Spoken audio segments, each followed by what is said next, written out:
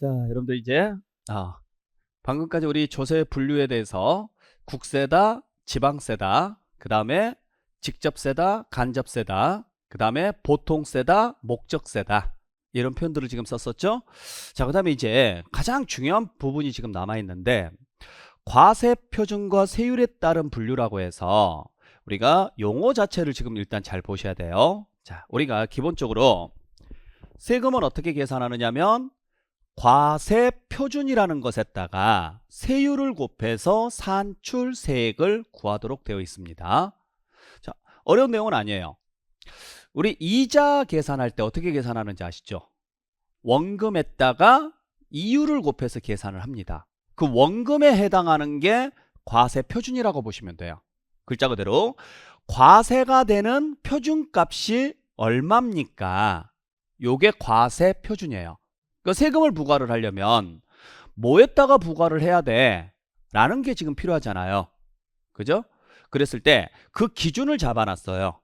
그리고 그 기준금액에다가 일정한 율을 곱하는데 세금이니까 세율이라 그래요.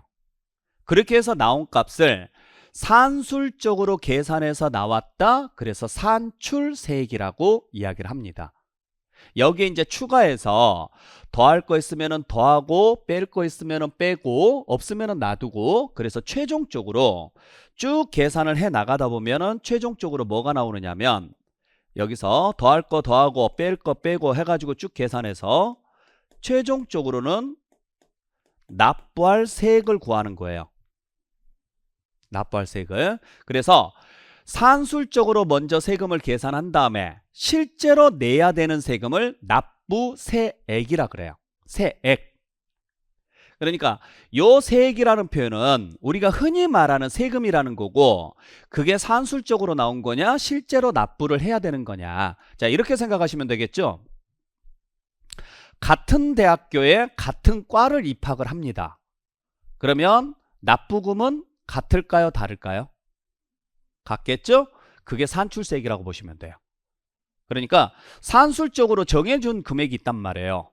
근데 두 학생이 같은 대학교 같은 과를 들어갔는데 한 학생은 점수가 좋아서 전액 장학금을 받는 거예요. 한 학생은 그냥 평균적이어서 그냥 다 내야 돼요. 그러면 전액 장학금을 받는 학생은 마이너스를 시켜서 납부할 세액은 제로가 될 것이고 0이 될 것이고 나머지 학생들은 그냥 정상적으로 납부를 하면 되고 그 세금을 납부금을 세금도 마찬가지라는 이야기죠. 똑같은 물건을 똑같은 가격에 똑같은 물건이다. 그러면은 산술적으로 계산돼서 나오는 금액은 동일해야 돼요. 근데 그 목적에 따라서 뭐 공익 목적으로 쓴다 또는 어떤 불가피한 상황이었다 그러면 마이너스를 좀 시켜주고 뭔가 잘못된 행위를 했다 그러면 플러스를 시키고 그렇게 해서 최종적으로 내야 되는 금액을 따로 산정을 해야 되는 거죠. 자, 어찌됐든 납부할 세액을 구하려면 먼저 산술적으로 계산된 세금이 나와야 되고 산술적으로 계산된 세금은 기본적으로 이 두 가지가 있어야죠. 일단 얼마를 가지고 계산을 할래? 라는 게 정해져야 되고 여기에 얼마를 곱할래? 라는 게 정해져야 되는데 이 두 가지를 임의로 정하게 되면은 세금이 말이 안 되겠죠. 그래서 법으로 딱 정해져 있어요. 그래서 취득세는 과세 표준을 이렇게 잡으세요. 그 다음에 거기에 곱해지는 세율을 이렇게 하세요. 등록면허세도 이런 식으로 하세요라고 다 정해져 있고 나중에 시험 문제가 다 이런 것들이 나와요. 그래서 35회 때도 자 취득세 과세 표준에 관한 설명으로 뭐 틀린 것은 이런 식으로 했을 때 매매 같은 경우는 과세 표준을 어떻게 잡을래? 매매 같은 경우는 실제 거래된 금액으로 잡아야 됩니다. 그러면 교환 같은 경우는 어떻게 할래? 교환을 했으면 거래 금액이 없으니까 시가로 잡아야 됩니다. 뭐 증여 같은 경우는 뭘로 갈래? 시가로 잡아야 됩니다. 뭐 이런 식으로 해서 규정이 나와 있어요. 나중에 이걸 여러분들께서 외우셔야 되고 외우기 전에 기본적으로 이해를 먼저 해주셔야 된다 그랬죠? 그건 다음에 설명드릴게요. 자, 근데 일단 이 계산을 할 때 첫 번째 표시 방법에 따라서 네 가지로 나누어집니다. 종가세, 정률세, 종량세, 정액세. 자, 가운데 글자만 보시면 돼요. 과세 표준을 가액으로 표시했다. 종가세. 수량으로 표시했다. 종량세. 세율을 비율로 표시했다. 정률세. 금액으로 표시했다. 정액세. 어렵지 않죠? 그럴 때 종가세 구조로 가면은 다 정률세 구조고 종량세 구조로 가면은 다 정액세 구조예요. 그래서 예를 들어서 1억에 4%를 곱해서 400만 원을 계산을 한다 라고 나왔다면, 자, 앞에 나와 있는 게 과세 표준이에요. 근데 뭘로 지금 표시가 되어 있느냐? 금액으로, 가액으로 표시되어 있죠? 종가세. 뒤에 나와 있는 건 세율입니다. 비율로 표시되어 있죠? 그러니까 정률세. 네. 대부분의 세금은 종가세, 정률세 구조로 되어 있습니다. 근데 일부 세금은 종량세, 정액세 구조로 되어 있는데, 가장 대표적인 게 뭐냐면 여러분들 자동차세예요. 그러니까 자동차세 같은 경우는 뭘로 계산하느냐면 배기량으로 계산하죠. cc당 얼마. 그러면 cc면 배기량이니까 수량, 종량, 그 다음에 얼마 해가지고 금액이 주어지는 거죠. 또 뭐가 있느냐면 주민세가 있어요. 여러분들 그 매년 주민세라는 세금 내셨죠? 그 주민세는 누가 내는 거냐면, 주민세는 세대주로 등록된 사람만 내요. 세대주로. 그러니까 내가 세대주가 아니면 나한테는 안 나와요. 그것도 2만 원 이하로 나오기 때문에 지역마다 다릅니다. 주민세는 지방세이기 때문에 지역마다 달라요. 그래서 어떤 지역은 뭐 8,800, 8,900원 나온 지역도 있고 12,400원 나온 지역도 있고 매년 다릅니다. 자, 그리고 우리 시험하고 관련돼서 나오는 곳은 등록면허세인데, 등록면허세도 가액이고 비율로 가요. 근데 딱 하나, 말소 등기라는 게 있어요. 말소. 저당권이나 전세권이나 이런 것들 들어보셨죠? 이걸 설정을 하게 됐다가 나중에 이걸 지울 때가 있거든요. 지우는 것을 말소라 그래요. 그때는 하나당 건당 6,000원씩 냅니다. 건당 6,000원씩. 그러니까 한 건 지울 때 6,000원, 두 건 지우면 12,000원, 세 건 지우면 뭐 18,000원, 이런 식으로 지금 가는 거죠. 자, 앞에가 수량, 종량세, 뒤에가 금액, 정액세. 네. 여러분들 1억에다가 6,000원 곱하면 6,000억이에요. 그러니까 이렇게는 계산이 안 돼요. 종가세하고 정액세 구조는 나올 수가 없어요. 무조건 종가세로 가면은 정률세고 종량세로 가면은 정액세 구조로 가야 돼요. 자, 여기까지는 어렵지 않죠? 두 번째는 적용 방법에 따라서 다시 두 가지가 있는데, 물건 중심으로 계산하면은 물세, 사람 중심으로 계산하면은 인세라고 합니다. 그리고 거기에 곱해지는 세율이 적용 방법에 따라서 고정된 세율을 적용하면 비례세라고 하고, 점진적으로 늘어나는 세율을 적용하면 누진세라 그래요. 여러분들 누진이라는 말 들어보셨죠? 아마 전기요금 할 때 누진제 적용합니다 이런 이야기 아마 들어보셨을 건데, 그런 비슷한 개념이라고 보시면 돼요. 자, 이 부분을 지금부터 설명을 드릴 건데 잘 들으시기 바랍니다. 지금부터 제가 설명드리는 내용은 개념을 정말 잘 잡으셔야 돼요. 자, 보세요. 예를 들어서 A라는 물건이 있고 B라는 물건이 있고 C라는 물건이 있는데 4억짜리고 3억짜리고 2억짜리입니다. 근데 A는 그 소유자가 갑이고 B도 그 소유자가 갑입니다. C는 소유자가 갑과 을의 공동명입니다. 공동명의. 그럴 때 세금을 계산하는 방식은 두 가지 방식이 있다. 첫 번째는 누구 건지 보지 말자. 그냥 그 물건 하나씩 계산을 해서 부과를 하자. 하나씩 네. 이렇게 계산하는 방식을 뭐라고 하느냐? 물세. 물건 하나씩 계산했다 그래서 물세. 그러지 맙시다. 누구 건지를 봅시다. 봤더니 갑이라는 분하고 을이라는 분의 거네요. 그러면 갑의 걸 다 모아봅시다.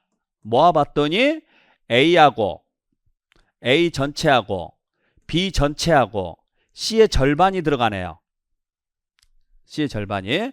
그러면 4억, 3억, 1억이니까 8억이 나오겠죠?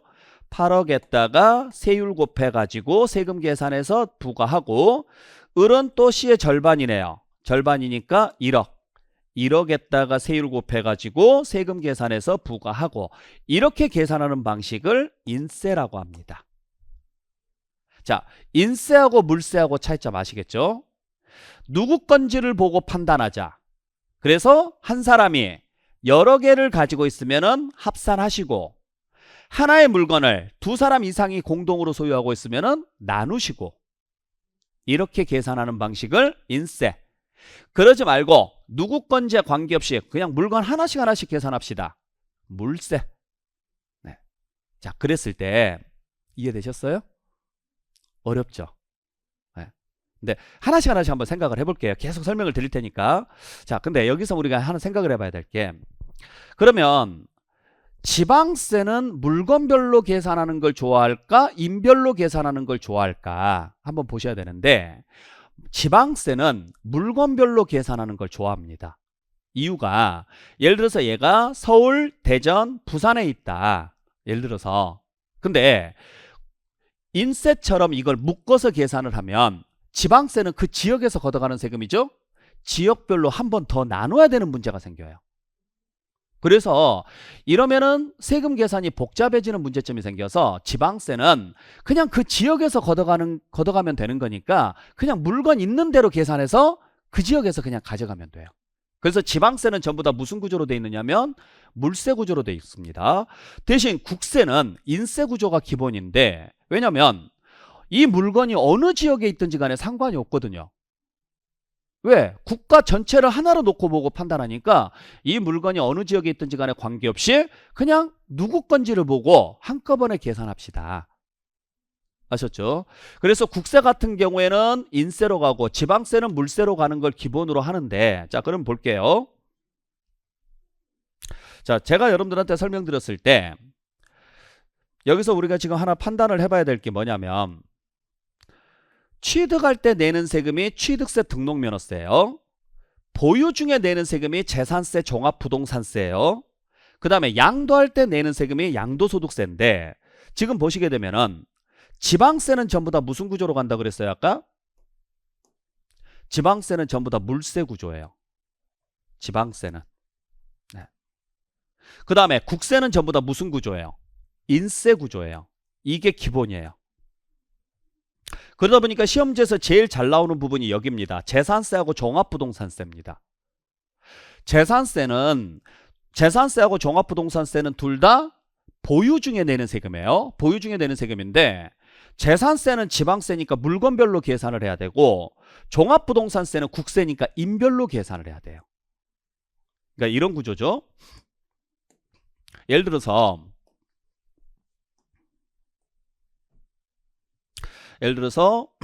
자, 갑이라는 분이 소유하고 있는 재산을 봤더니 A가 있고 B가 있고 C가 있어요. A가 있고 B가 있고 C가 있는데, 자, U와 L를 현재 소유하고 있다 그러면 1차적으로 무슨 세금을 먼저 내셔야 되느냐면 재산세가 먼저 나와요. 나중에 설명드리겠지만은 재산세는 7월하고 9월 달에 냅니다. 그리고 그 재산을 가지고 있는 사람이, 이게 지금 주택이라고 가정을 해볼게요. 전부 주택이에요.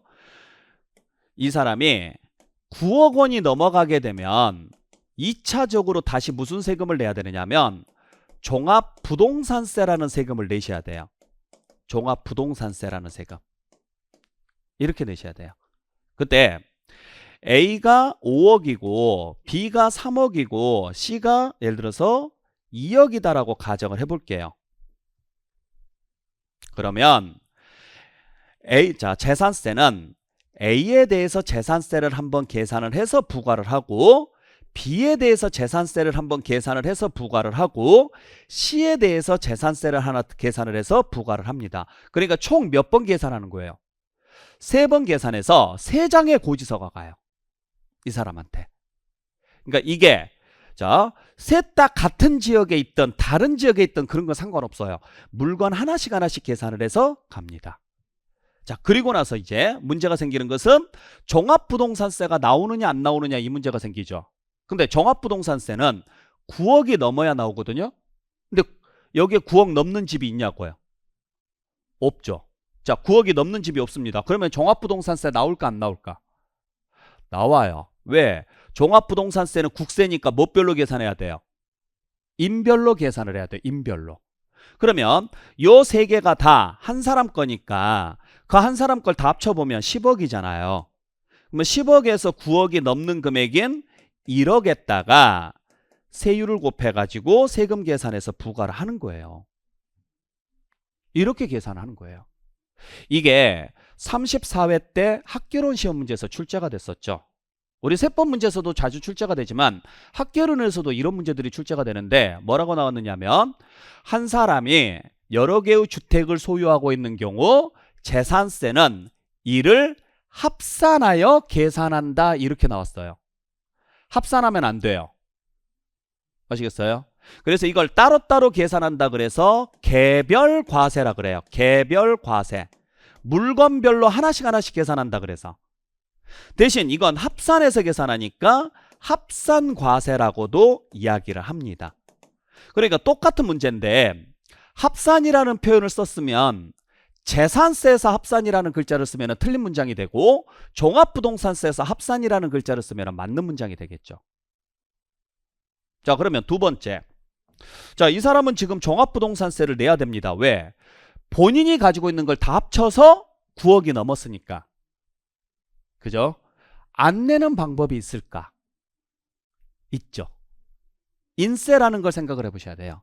그랬을 때 얘를 공동명의 해버립니다. 예를 들어서 자, 부부 공동명의로 해버리게 되면 각자 2억 5천만 원씩 지분 동일하다고 가정했을 때 각자 2억 5천만 원씩이 됩니다. 그러면 여기를 배우자 을한테 이전을 시키고 나머지는 본인이 다 가지고 있더라. 그러면은 본인 것만 다 계산을 해보게 되면은요. 다 합쳐봤자 7억 5천이죠. 7억 5천이니까 9억이 넘는 금액이 없습니다. 없으니까 종합부동산세는 안 나오겠죠. 을도 마찬가지입니다. 을이 가지고 있는 주택은 2억 5천밖에 안 됩니다. 그러면은 9억이 넘는 금액이 없으니까 역시나 세금은 없습니다. 이 개념이 굉장히 중요한 개념인 거예요. 아시겠어요? 그래서 지금 똑같이 10억짜리 주택을 가지고 있음에도 불구하고 누구는 종합부동산세가 나오는데 누구는 종합부동산세가 안 나올 수도 있다는 이야기예요. 여러분들 세법을 배우는 첫 번째 목적은 뭐냐면 제가 아까 오리엔테이션 시간에도 말씀드렸다시피 시험을 잘 보기 위해서 배워요. 첫 번째 목적은. 이게 제일 중요한 거예요. 두 번째는 이걸 통해서 여러분들 스스로가 법을 벗어나지 않는 테두리에서 세금을 좀 더 적게 내거나 안 낼 수 있는 방법이 있는지를 찾아보라는 거예요. 아시겠나요? 네. 그러니까 그것까지 얻어가면 훨씬 좋은 거고 만약에 여러분들이 지금 이런 상황입니다. 이런 상황인데 나 몰랐어 지금까지. 세금이 계속 나왔단 말이에요. 그럼 지금이라도 바꿀 수 있으면 바꾸는 게 좋겠죠. 물론 무작정 바꾸시면 안 돼요. 세무상담을 받으셔야 돼요. 저한테 오지 마시고 세무상담은 그냥 세무사한테 가서 일정 수수료 내고 받으시는 게 제일 좋아요. 세무사한테 가서.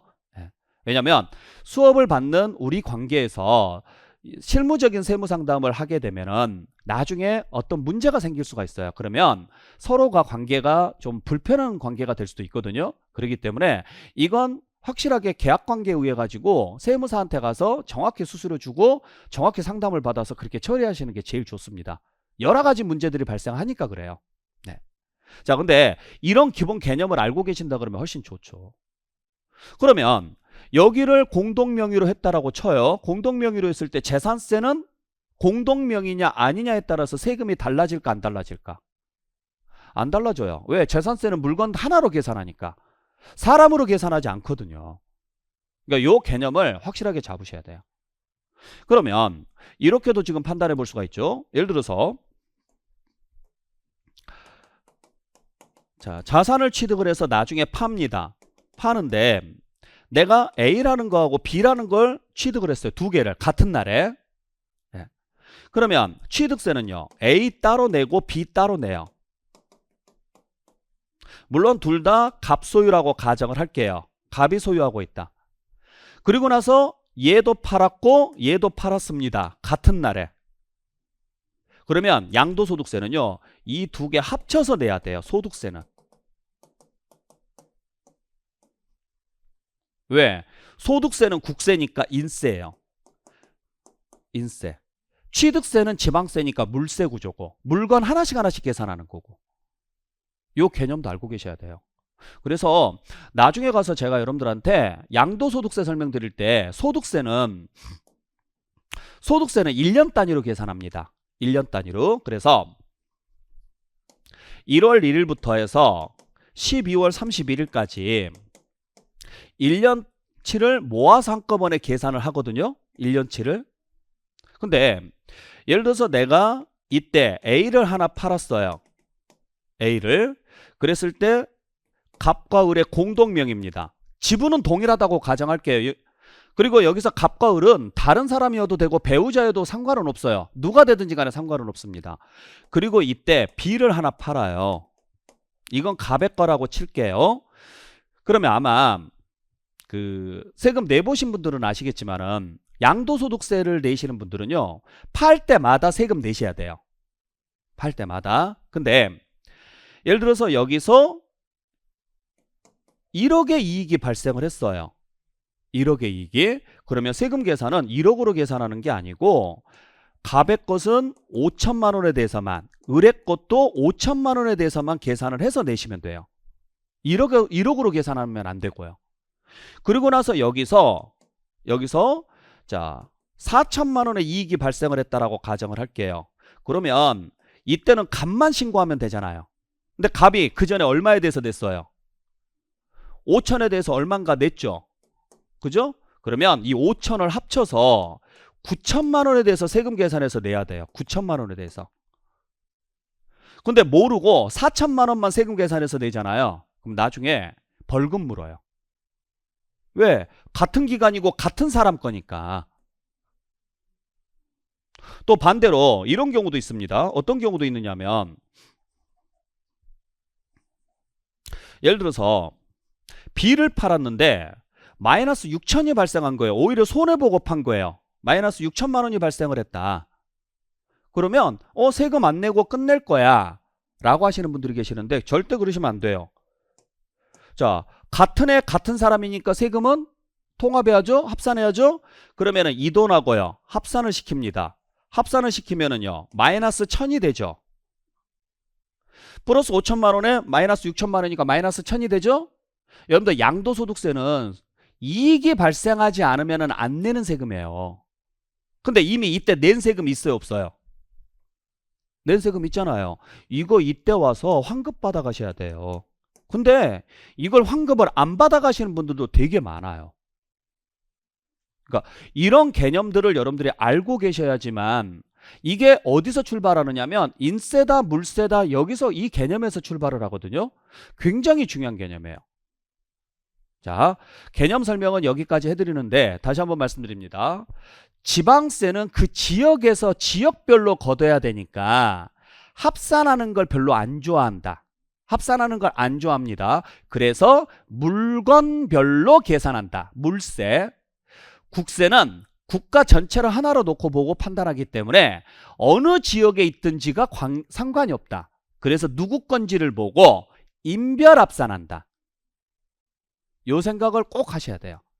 물론 예외는 있습니다. 예외는 있는데 지방세 중에서 재산세는 인세 구조가 있긴 해요. 요건 나중에 설명을 드릴 테니까 일단 그렇게만 알고 계시고, 자, 두 번째는 세율 적용하는 방법에서 비례세하고 누진세가 있는데, 자, 요 개념을 좀 설명을 드릴게요.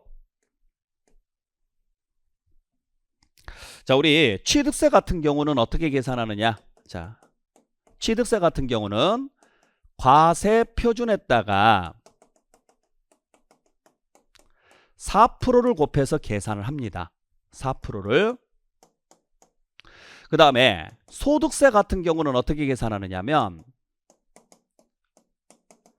과세 표준에다가 6에서 45% 세율을 곱해서 계산을 합니다.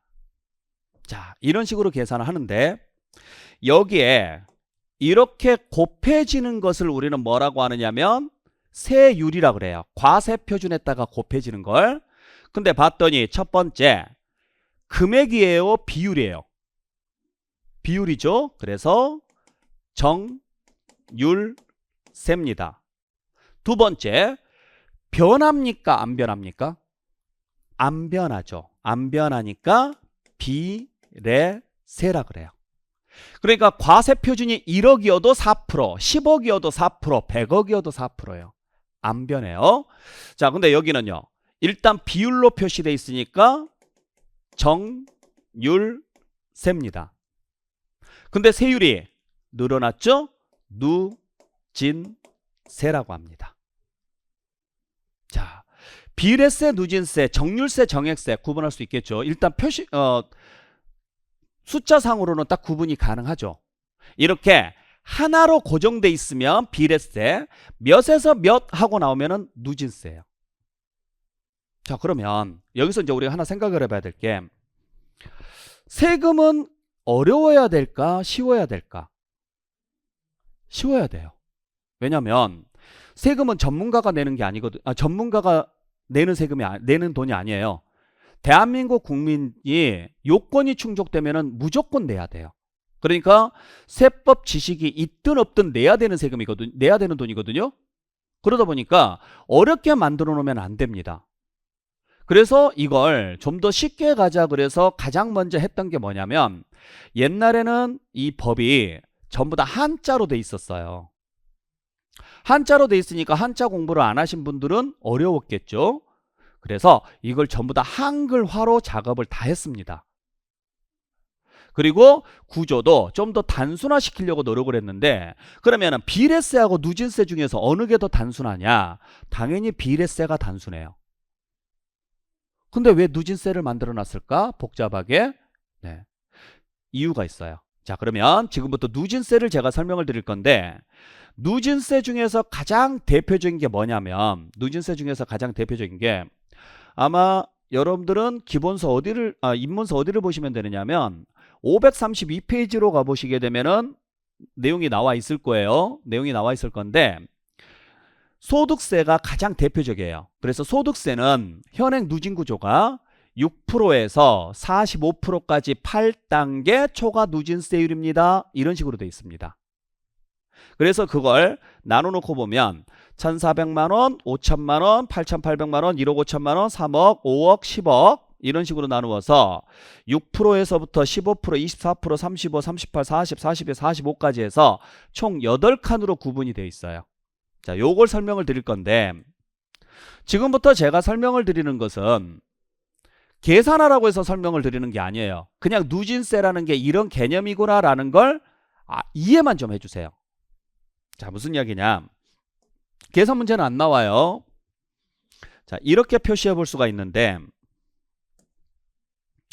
1,400만원, 5천만원, 8,800만원, 1억 5천만원, 3억, 그 다음에 5억, 그 다음에 10억.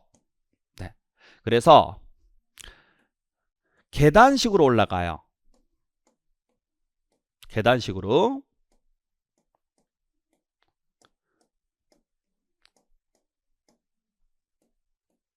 이렇게요. 네. 그래서 6%, 15%, 24%, 35%, 38%, 40%, 42%, 45%. 네. 그래서 제일 낮은 게 6%. 그 다음에 제일 높은 게 45%. 하나, 둘, 셋, 넷, 다섯, 여섯, 일곱, 여덟. 8계단, 8단계. 초과 누진세입니다. 이런 식으로 우리가 표현을 하는 거죠. 8단계 초과 누진세입니다. 자, 그러면 앞으로 제가 여러분들한테 설명을 드릴 때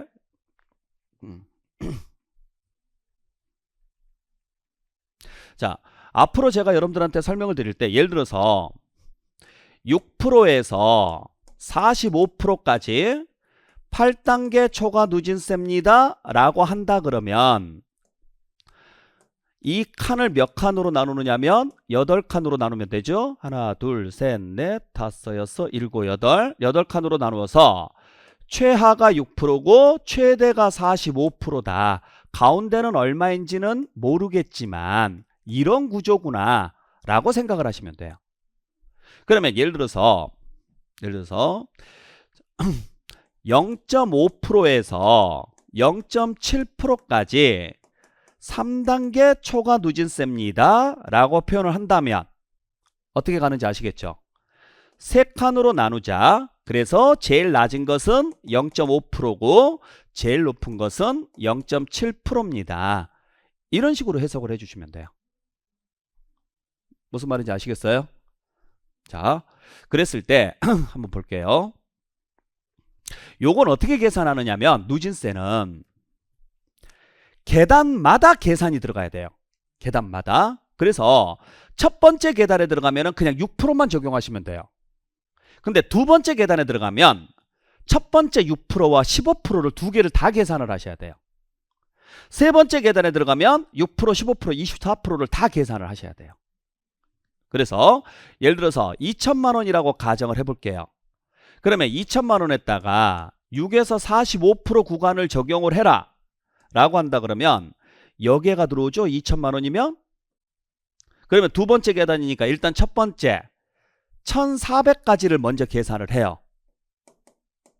거기에다가는 6%를 곱해요. 그리고 이제 1400까지 왔으니까 여기서 2000까지 달려가요. 2000까지 달려가려면 600만 원만 있으면 되죠. 여기에 15%를 계산하는 거예요. 그러면 이렇게 계산하면 84만 원이 나올 것이고 이렇게 계산하면 90만 원이 나오겠죠?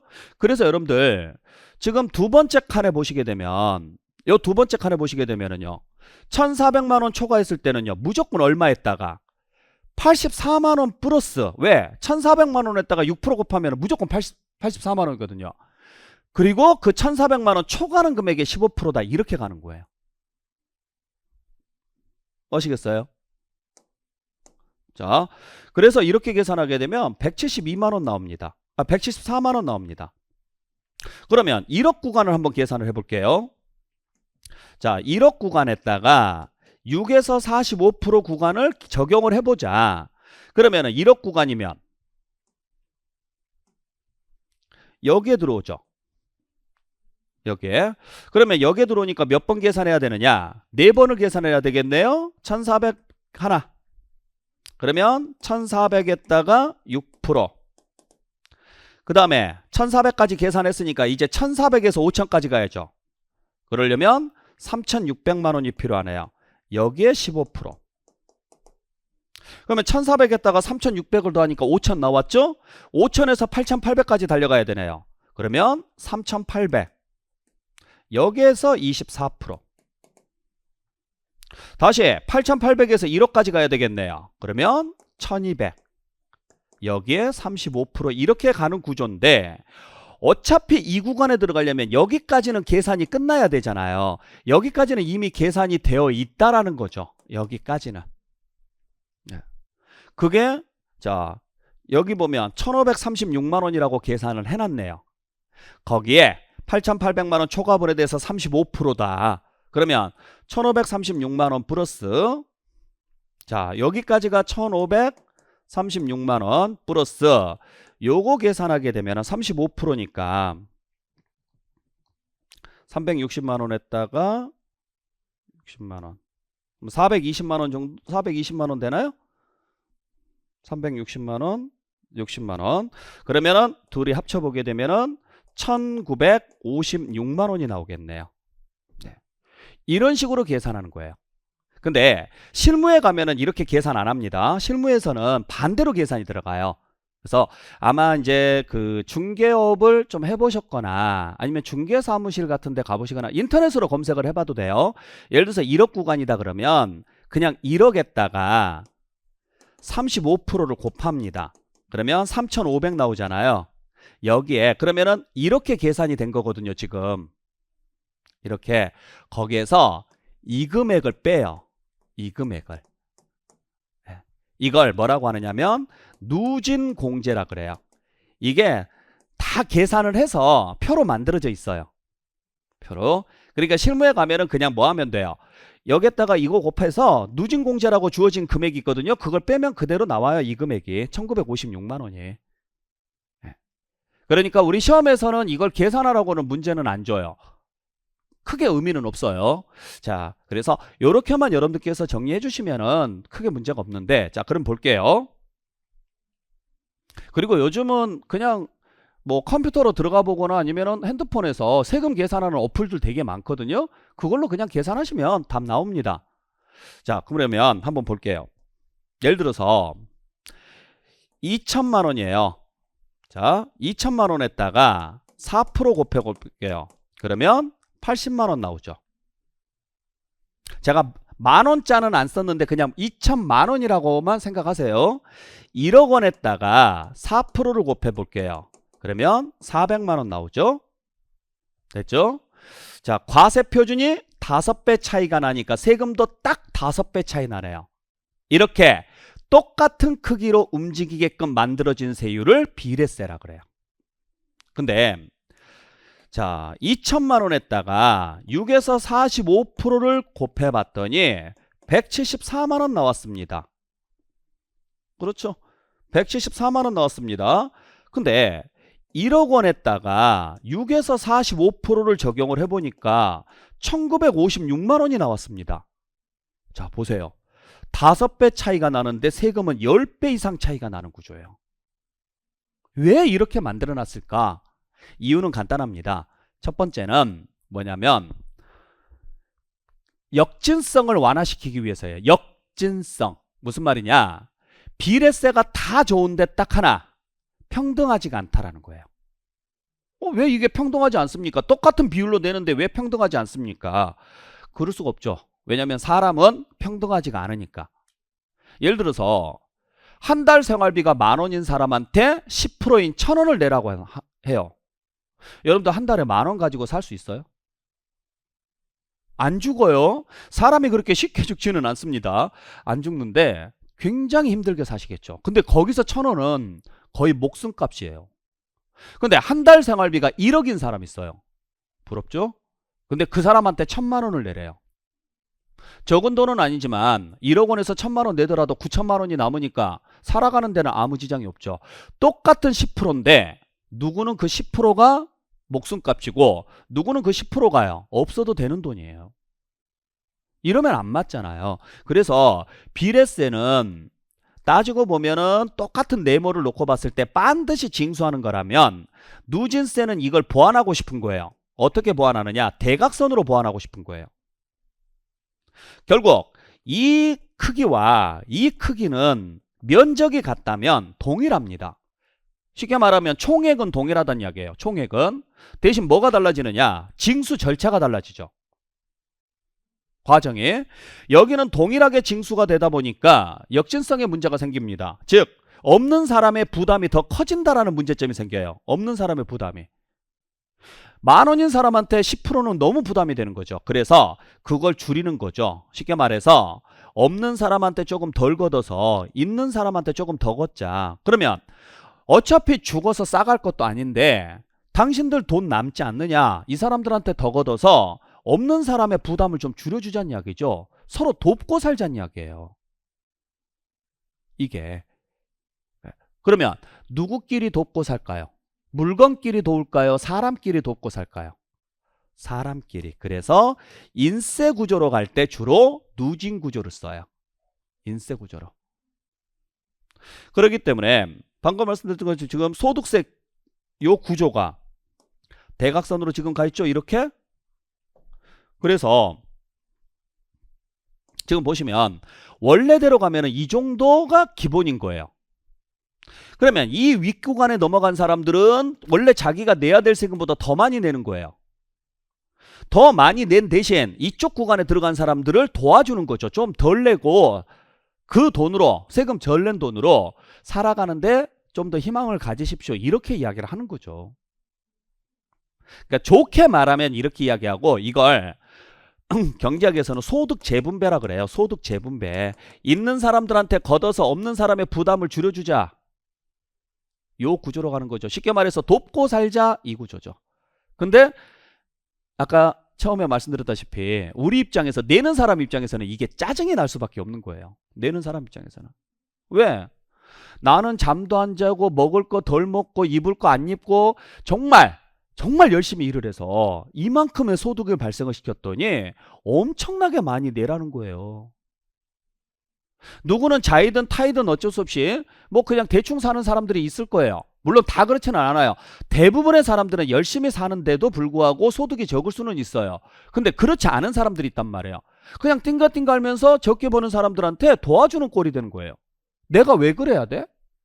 이 생각이 드니까 짜증이 나는 거죠. 자, 근데 이론상으로는 너무 잘 만들어진 거죠. 이론상으로는. 네. 서로 돕고 살자라는 거니까. 내 옆에 짝꿍이 갑자기 가정 형편이 어려워져서 이번에 수학여행을 못 가겠대요. 그러면 우리 집에 여유가 있으면은 부모님한테 이야기해서 내 짝꿍 같이 가고 싶은데 수학여행비 좀 같이 내주면 안 될까요? 내줄 수 있잖아요. 그러자라는 이야기예요, 이게. 그래서 누진 구조를 만들어 놓은 개념은 이런데 이러다 보니까 이제 어떤 문제점이 생기느냐면 누진 구조의 특징을 이해를 하셔야 돼요. 자, 누진 구조는 주로 인세에서 쓰는 거예요. 인세에서. 인세에서 쓴다는 이야기는 국세에서 쓴다는 이야기예요. 사람 보고 판단할 때. 그리고 누진 구조는 비례세하고는 달리 그 폭이 어마어마하게 커집니다. 그러니까 이런 식으로 보시죠. 자, 비례세는 널판지를 놓고 그 밑에 중심축을 가운데다가 잡는 구조예요. 그러니까 여기를 이만큼 밟으면 반대쪽도 딱 그만큼만 움직이는 구조. 5배가 움직이면 여기도 딱 5배가 움직이는 구조예요. 근데 누진 구조는 중심축을 한쪽으로 치우쳐서 하는 구조죠. 여기를 이만큼 밟으면 반대쪽은 이만큼이 움직이는 구조예요. 즉 5배가 움직이면 여기는 10배 넘게 움직이는 구조죠.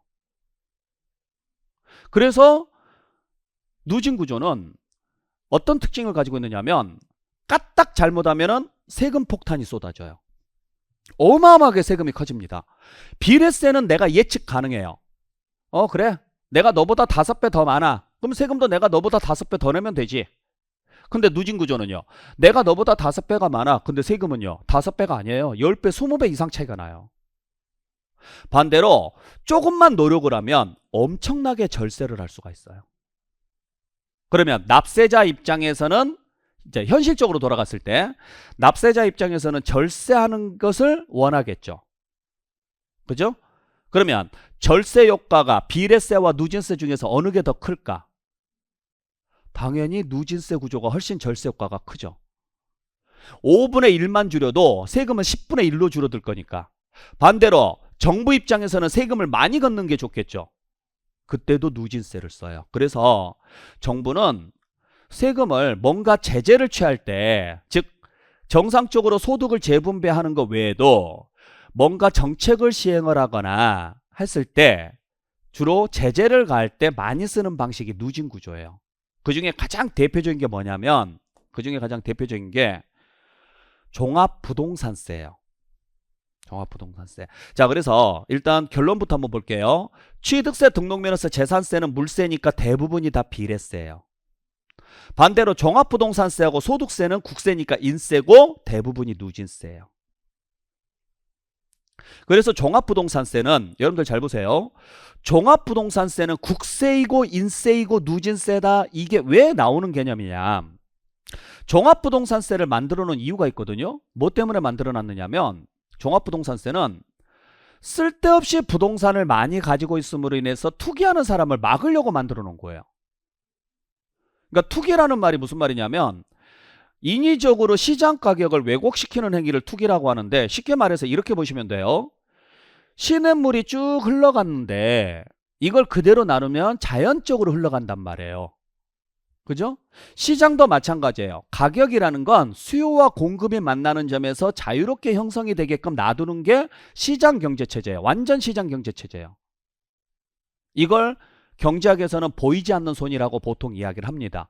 우리가 손은 안 대더라도 시장 메커니즘에 의해서 자연스럽게 움직이는 거예요. 근데 시냇물이 쭉 흘러가는데 여기에 뚝을 딱 막아버립니다. 그러면 뚝을 딱 막는 순간 이쪽은 물이 가득 차버리고 이쪽은 물이 말라버리죠. 이게 투기예요. 즉 공급을 했는데 실수요자에게 가기 전에 중간에서 자금력이 되는 사람들이 물건을 다 가로채는 거예요. 그리고 시장에 안 풀어요. 그럼 독점이 되니까 필요한 사람들은 수요는 있는데 공급이 안 되니까 가격은 천정부지로 올라가는 거죠. 그걸 규제하기 위해서 세금으로 폭탄을 때리는 거예요. 자, 그러려면 종합부동산세는 그래서 만들어놨거든요. 그러면 첫 번째, 이 물건이 얼마짜리인지를 봐야 될까? 누구 건지를 봐야 될까인데 제가 방금 말씀드렸죠? 과다 보유를 억제하는 거예요. 그러니까 얼마짜리가 아니냐, 누구 거냐예요. 그래서 인세 구조로 가요. 인세. 그래서 그 사람이 가지고 있는 걸 다 합쳐서, 그것도 지역별로 합치면 안 되겠죠. 여러 지역에 흩어져 있을 수 있으니까 국가 전체로 합치는 거예요. 그래서 국세로 가요. 그래서 많이 가지고 있는 사람일수록 더 많이 세금을 때리기 위해서 누진세 구조로 가는 거예요. 그러니까 이 흐름 자체를 이해를 하면 왜 종합부동산세가 국세로 가야 되고 인세로 가야 되고 누진세로 가야 되는지 그 내용을 이해를 할 수가 있다라는 거죠. 네. 그렇게 보시면 돼요. 그래서 이제 이 내용까지 여러분들께서 정리를 해주시면 되는데, 자, 그러면 우리 한번 생각을 해볼게요. 자, 누진세에서는 우리가 절세를 하고 싶으면 지금 누진세로 가는 게 훨씬 좋다 그랬잖아요. 비례세에서는 절세 효과가 크지를 않으니까.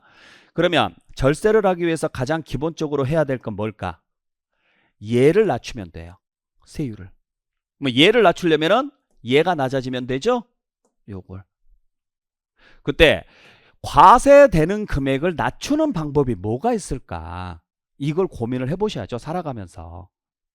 그 중에 가장 우리 일상적으로 가장 많이 알고 있는 것 중에 하나가 뭐냐? 공동명이에요. 뭘 이용하는 거냐? 인세라는 걸 이용을 하는 거죠. 인세라는 걸. 그러니까 보세요. 만약에 자, 똑같이 2천만 원짜리라고 볼게요. 2천만 원짜리인데 단독명이면 174만 원을 내야 됩니다. 근데 만약에 공동명이라고 가정을 해볼게요. 그러면은 1,000만 원이겠죠?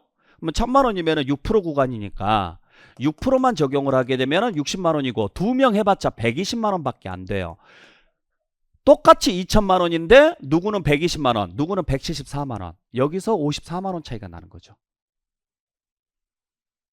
그래서 누진세는 개념을 확실하게 잡으셔야 돼요. 누진세는 과세 표준이 모이면 모일수록 세율이 더 늘어나는 구조.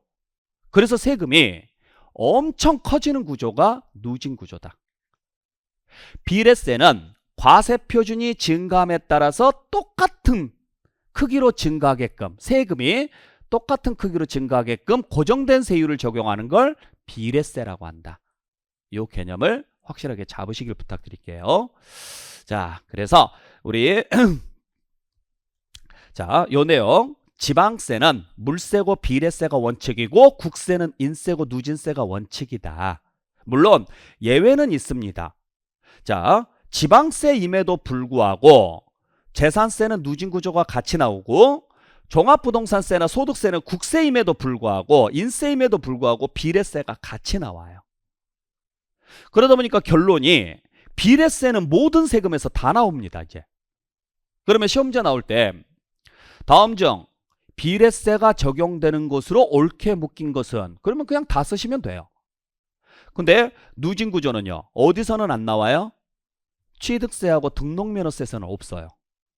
대신 어디서부터 나오느냐? 재산세, 종합부동산세, 소득세에서 나온다. 요 개념을 알고 계셔야 돼요. 나중에 이제 본 수업 들어가서 전체적으로 내용 다 설명드리면 이걸 다시 한번 여러분들이 정리를 좀 해주시길 부탁드릴게요. 아시겠죠? 자, 그 다음에 이제 다섯 번째, 독립성 여부에 따라서 다시 우리가 두 가지로 나눌 건데, 독립적으로 내는 세금을 독립세라고 하고 다른 세금에 붙여서 내는 세금을 부가세라 그래요. 요 부가세 때문에 아까 부가가치세를 줄임말 쓰지 말라는 거예요. 그러니까 부가가치세하고 부가세는 다른 말입니다. 부가가치세는 가치가 창출이 됐기 때문에 내는 세금인 거고, 부가세는 따로 징수가 불가능해서 다른 세금에 붙여서 걷는 세금이에요. 다른 세금에. 어떤 세금이 있느냐? 농어촌 특별세하고 지방교육세가 있는데 여러분들 농어촌 특별세하고 지방교육세의 공통점이 뭔지 아세요? 농어촌 특별세하고 지방교육세의 공통점이 뭐냐? 목적세예요. 목적세. 네. 그러니까 필요한 세금은 맞죠. 필요한 세금은 맞는데 또 하나의 공통점이 있어요. 뭐가 있느냐면 둘 다 납세무자가 없다는 이야기예요. 누구한테 세금을 걷어야 될까 고민을 해봤더니 걷을 사람이 없는 거예요. 자, 취득세는 취득한 사람한테 걷으면 돼요. 상속세는 상속을 받은 사람한테 걷으면 돼요. 소득세는 소득이 있는 사람한테 걷으면 돼요. 글자 그대로 가면 돼요. 만약에 이렇게 똑같이 해석을 하면 농어촌 특별세는 농어민한테 걷어야 되고 지방교육세는 지방에서 교육받은 사람한테 걷어야 된다는 이야기인데 말이 안 되는 소리예요. 농어민을 위해서 징수를 했고 지방 교육 발전을 위해서 징수를 했는데 그 사람들한테 걷는다? 아닌 거죠. 그래서 세금은 만들어놨는데 걷을 사람이 없다? 어떻게 걷을까? 에이 몰라. 그냥 다른 세금에 몰래 끼워서 걷자. 1+1인 거예요. 그래서 농어촌 특별세하고 지방교육세는 여러분들이 따로 내지는 않습니다. 절대로 농어촌 특별세만 따로 내는 경우는 없어요. 지방교육세만 따로 내는 경우는 없어요. 무조건 어떤 세금에 붙여서 나오는 것뿐이에요. 이걸 무슨 세금이라고 한다? 부가세. 됐죠? 그랬을 때 자, 취득세 부과되는 세금이 있고 등록면허세 부과되는 세금이 있고 재산세 부과되는 세금, 종합부동산세 부과되는 세금 이런 식으로 있는데 여러분들은 이걸 그냥 순서별로 앞으로 저는 이럴 거예요. 농, 지, 농이라고 설명을 할 거예요. 그냥 순서대로 가세요. 취득 단계는 농지예요. 농어촌 특별세, 지방교육세예요. 취득 단계는. 그러면 보유 단계는 뒤집으세요. 지농이라고. 농지, 지농. 그리고 취득세 부과되는 농어촌 특별세만 10%고 나머지는 다 20%입니다. 소득세는 없습니다. 물론 감면세액에 따로 부과되는 세금은 있어요. 감면세액에 따로 부과되는 세금은 전부 농어촌 특별세 뿐이고 다 20%예요. 근데 여기까지는 모르셔도 돼요. 모르셔도 되는데 일단은 여기는 완벽하게 여러분들께서 알고 계시고 혹시라도 감면이 나왔다 그러면 전부 20%다. 물론 여기는 없지만 전부 농어촌 특별세고 다. 이건 그냥 외우셔야 돼요. 그래서 이게 무슨 말이냐면 이런 식으로 보시면 되죠. 이게 무슨 말이냐면 자, 세금 계산은 아까 말씀드렸다시피 기본적으로 과세 표준이라는 것에다가 세율을 곱해서 계산을 해요. 그래서 맨 먼저 나온 세금을 산출세액이라고 하고 여기서 쭉 더하고 빼고 해서 최종적으로 뭘 구하시면 되느냐? 납부할 세액을 구하시면 돼요. 근데 예를 들어서 등록면허세라고 가정을 해볼게요. 자, 등록면허세라고 가정을 해보시면 지금 등록면허세는 지방교육세가 20%가 붙는데 어디에 붙느냐? 납부할 세액에 붙어요. 그리고 감면세액이 있으면 농어촌 특별세가 20%가 붙어요. 자, 이게 무슨 말이냐면 예를 들어서 등록면허세로 계산된 금액이 1억인데 다른 게 없어요. 그러면 등록면허세로 납부할 세금이 1억이고 이게 납부할 세액이죠. 그러면 등록면허세를 냈으니까 능력이 되는 걸로 봐요. 솔직히 말해서 우리가 부동산을 등기한다는 이야기는 부동산을 살만한 능력이 된다라는 거잖아요. 그래서 지방교육 발전을 위해서 등록면허세로 낸 금액의 20%만큼을 내라고 하는 거예요. 그래서 1억 2천을 내라고 하는 거예요. 1억 2천을. 근데 등록면허세로 계산된 금액이 1억인데 40%를 감면을 해준대요. 그러면 40% 감면이면은 4천만 원이 감면이 되니까 등록면허세로 내야 될 금액은 6천만 원이 되겠네요. 그죠? 그러면 등록면허세 납부할 세금이 등록면허세로 6천만 원 냈으니까 그 금액의 20%에 해당하는 금액을 지방교육 발전을 위해서 추가해 주시라고요. 그래서 실질적으로 여러분들은 7,200만 원을 내셔야 돼요. 다만 여기에 감면해 줬죠. 만약에 감면만 안 해줬으면 여러분들은 1억 2천을 냈어야 돼요. 근데 감면을 하줌으로 인해서 7,200에서 끝났으니까 이득 본 거 있죠? 그래서 감면을 해줬는데 이만큼 세금 안 내도 돼. 단 당신 이만큼 감면해줬으니까 이 금액에 20%에 해당하는 금액을 농어촌 발전을 위해서 내줘 이야기예요. 그러니까 결국엔 납부할세액의 20%, 감면세액의 20% 이렇게 부과를 해서 실질적으로 내야 되는 세금은 8천만 원을 내야 돼요. 그러면 또 이렇게 이야기하시네요. 아니 기껏 감면해 줘놓고 무슨 세금을 걷어가, 양아치네. 자, 그러면 정부에서는 뭐라고 하느냐? 그래요? 그러면은 이렇게 안 하실 거면 우리도 감면 안 해줄 테니까 1억 2천 내시던가. 어떻게 하실래요? 1억 2천 내실래요? 아니면은 감면세액의 20%를 농어촌 발전을 위해서 기부하실래요? 그죠? 네. 뭐 이건 누가 보더라도 선택의 여지는 없는 것 같아요. 네. 자, 그러면 이런 경우가 있어요. 예를 들어서 등록면허세로 계산된 금액이 1억인데 100% 감면을 받습니다. 그러면은 1억 전체를 감면을 받는 거죠? 그러면 등록면허세로 내야 될 금액은 없죠. 그러니까 지방교육세로 내야 될 금액도 없죠? 그러면 세금 없겠구나라고 생각하시는데 갑자기 툭 나와요. 세금 내라고. 아니 100% 감면해 주는데 무슨 세금 내라고 하느냐? 그게 이 세금인 거죠. 여기에 20%. 그래서 나올 때는 등록면허세 고지서에서 나오는 거예요. 그 안에 농어촌 특별세 2천만 원이라고 나오는 거죠. 이해되셨나요? 자, 계산 문제는 시험 문제 안 나옵니다. 그냥 이런 게 있는가 보다 하시면 돼요.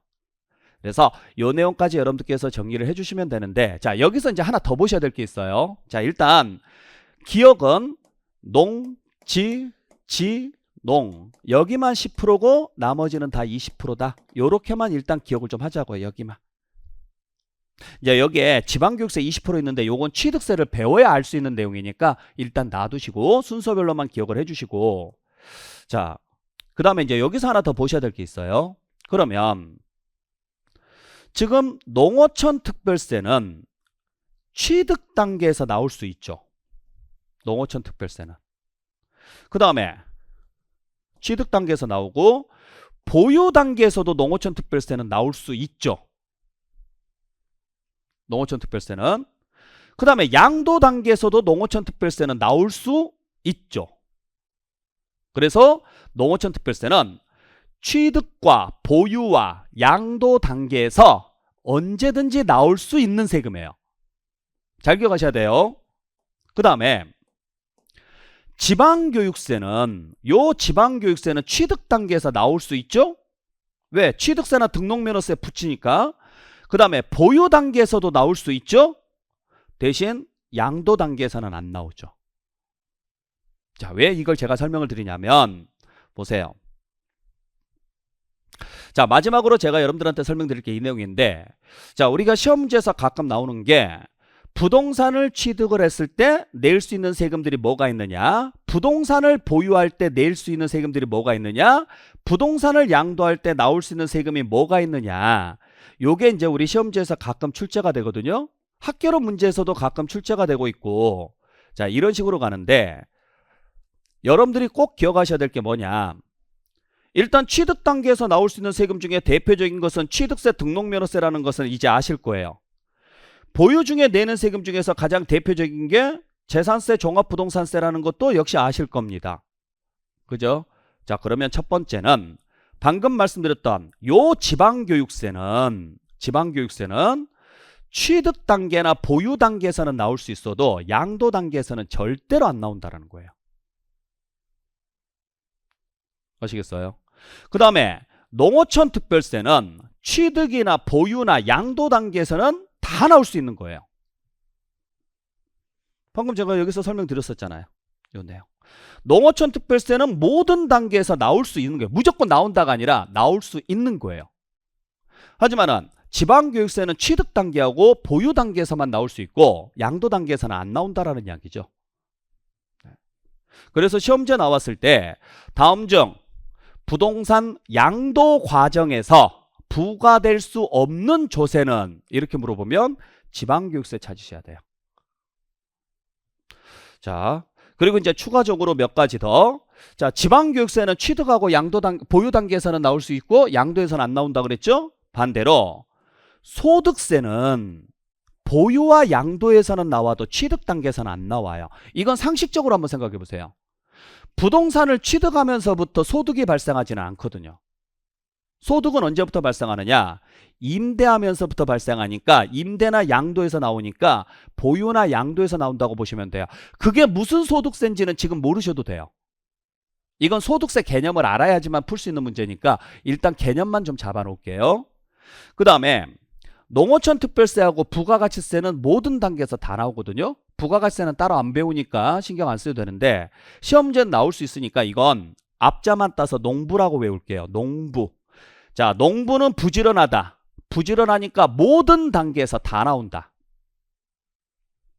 그 다음에 인지세가 있습니다. 인지세는 여러분들 수입인지를 이야기하는 거거든요. 이거 매매계약세만 붙어요. 그러니까 매매계약서라고 이야기하면 매도자용, 매수자용이잖아요. 그러니까 취득하고 양도인데 임대계약세는 안 붙어요. 요거 학계론 문제에서도 잘 나오니까 꼭 기억하시길 부탁드릴게요. 그래서 나중에 이제 제가 시간이 지나면 이렇게 말씀드릴 거예요. 자, 이걸 아까 부가세를 기억을 하시면은 어려운 건 아닌데 만약에 이게 생각이 안 나고 시험 문제 출제가 됐다 그러면 공부부터 한 다음에 돈 벌자 이렇게 생각하세요. 공부를 하고 나서 돈을 벌러 가야지 공부도 안 하고 돈 벌러 가면 안 되잖아요. 그래서 공부하는 게 앞에 2개, 돈 벌어오는 게 뒤에 2개. 자, 추접한 게 중요한 게 아닙니다. 하나라도 맞추는 게 중요한 거예요. 그 다음에 농부는 부지런하다. 부지런하니까 모든 단계에서 다 나온다. 그 다음에 인지는 매매계약세만 붙는다. 인지는. 그렇기 때문에 취득과 양도에서는 나오더라도 임대에서는 안 나온다. 여기까지 정리하시면 될 것 같네요. 자, 그래서 오늘 여기까지 해서 여러분들 조세에 대한 기본 개념과 세금의 종류에 대해서 간단하게 말씀을 좀 드렸는데 어떠셨어요? 많이 어려우셨죠? 뭐가 뭔지 하나도 모르시겠죠? 근데 그게 정상이에요. 처음부터 다 안다 그러면은 대단하신 분인 거예요. 나는 정말 오늘 들었던 것 중에서 정말 하나도 아는 게 없어. 이렇게 하신 게 원래 정상이에요. 그게 잘못된 게 아니라 정상인 거고 다 아신다. 대부분 다 알아듣겠다. 그러면 정말 대단하신 겁니다. 그렇게 생각하시고 자, 다시 한번 여러분들이 이 내용들을 다음 시간에 다음 시간 하기 전까지 다시 한번 반복을 좀 해주셔야 돼요. 다 외우려고 하지 마시고 알 수 있는 것만 하나씩 차근차근 해 나가신다고 보시면 돼요. 자, 그렇게 정리하시길 부탁드리고 여러분들 제가 매번 수업할 때마다 그날 배웠던 내용들을 문제로 나누어 드릴 겁니다. 그래서 11월달 입문과정은 OX 문제로 나눠 드릴 거예요. 그 OX 문제를 수업 받고 나서 꼭 풀어보시고 저랑 같이 한번 푸는 과정을 하고 12월부터는 제가 오지선단형으로 해서 문제를 드릴 겁니다. 그러면 그거 같이 푸는 과정까지 해서 그날 과정을 마무리하도록 할게요. 자, 그러면 잠시 쉬었다가 여러분들 문제 푸시고 제 해설 강의까지 듣고 오늘 마무리하시길 바랍니다. 자, 잠시 쉬었다 뵙겠습니다.